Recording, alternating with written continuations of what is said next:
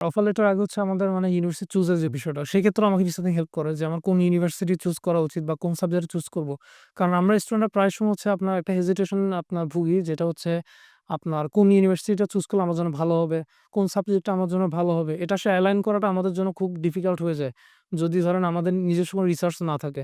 তো সেই ক্ষেত্রে যদি একটা প্রফেশনাল হ্যান্ডে যদি আমাদের আপনার যদি জিনিসগুলো যায়, তখন সেক্ষেত্রে তারা আমাকে বলতে পারে আসলে আমার যেটা আপনার এক্সপেকটেশন সেটা আসলে কতটুকু মিট করে বা কোনটা আসলে আমার জন্য বেটার হবে সেটা তাদের পক্ষ থেকে আসে। তো ভিসা সেক্ষেত্রে আমাকে ১ম থেকে আসলে হেল্প করে। ১ম থেকে শেষ পর্যন্ত যে কোন ইউনিভার্সিটি আমার জন্য ভালো হবে। যদিও তারা আমাকে জিজ্ঞেস করে আগে যে আমি কোন ইউনিভার্সিটি আসলে চুজ করতে চাই বা কোন এরিয়া বা কোন সাবজেক্ট আমার জন্য আসলে পারফেক্ট হবে। তো আমি সেটা আসলে বলি। তো সেই অনুসারে তারা আমাকে ম্যাচ করে দেয়।